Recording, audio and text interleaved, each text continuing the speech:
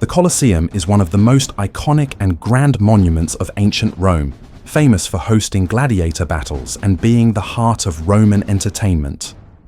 But behind these games, there was a grueling and often overlooked task: cleaning the arena after each fight.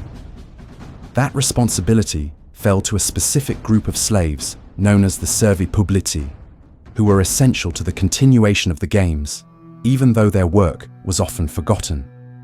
The servi publici were slaves owned by the Roman state who worked in administrative roles and public works.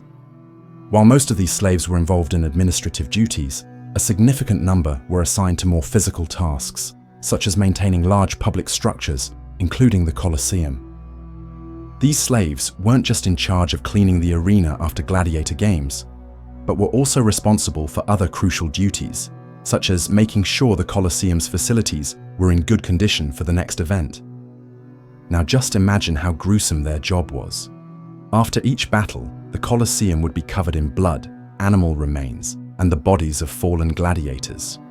Cleaning it was a brutal and complex task that required great effort to restore the arena to its spotless appearance, ready for the next show. The arena floor was covered in a thick layer of sand. Its Latin name, harina, from which the word arena comes, was used to absorb the blood spilled during combat. Each fight left the arena in terrible condition. That sand had to be removed, and to do so, the servi publici would collect the blood-soaked, debris-filled sand and replace it with a fresh layer, ensuring the area was ready for the next match. In addition to replacing the sand, they also had to remove the bodies of the dead gladiators, which were often left on the arena floor as part of the spectacle.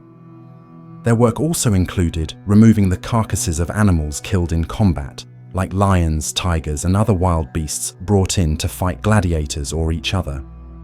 This task required scavengers or designated teams who were in charge of collecting the remains. On top of that, the servi publici also had to clean up after the crowds of spectators, who threw food scraps, drinks, and other trash during the games. All of that waste had to be swept up and removed to ensure the Colosseum was clean for the next spectacle. It was an exhausting and filthy job, but essential to keeping the Colosseum running. Another task of these slaves was to remove the weapons and armor of fallen combatants, since any defeated gladiator would be stripped of his gear right after the fight. These weapons, once collected, were returned to the gladiators' owners, especially if they were slaves, or sent to the armories, where they could be reused in future battles. As we've mentioned in another video, the bodies of dead gladiators were taken to the spolarium, located in the underground levels of the Colosseum. There, many of the dead gladiators were simply thrown to the wild animals kept in the Colosseum: lions, tigers, and other predators.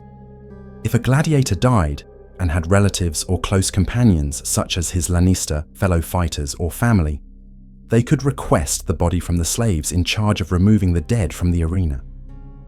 This gave the gladiator's family the chance to cover the cost of his funeral and memorial, ensuring he received a proper burial. Though the lives of the servi publici were marked by hardship and lack of freedom, there were some opportunities for improving their living conditions. They could earn a small amount of money for personal use and also received an annual subsidy from the imperial treasury, which gave them some means of support beyond basic food rations. The possibility of accumulating wealth, though limited, did exist, and that gave the slaves a chance to improve their social standing. Moreover, there was the possibility of manumission for servi publici, who stood out in their work. If a slave was particularly useful and efficient, he could be freed, which meant a significant change in his social status. As a result, some of these former slaves could go on to gain respect, especially if they were involved in administrative tasks or in building important public works for the Roman Empire. After the fall of the Roman Empire, the Colosseum remained a powerful symbol of Rome's history. The arena that once hosted bloody battles came to be seen as a historical relic, and Pope Pius V, who lived in the 16th century, even suggested that pilgrims collect sand from the Colosseum as a relic, claiming it was soaked with the blood of martyrs. That idea that the Colosseum was a sacred place stained with blood, highlights the site's symbolic importance over the centuries.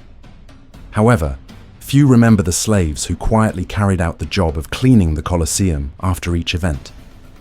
So, let us know in the comments if you were already aware of the work done by these public slaves in ancient Rome. And if you like this video, be sure to leave a like and subscribe to our channel. See you in the next video.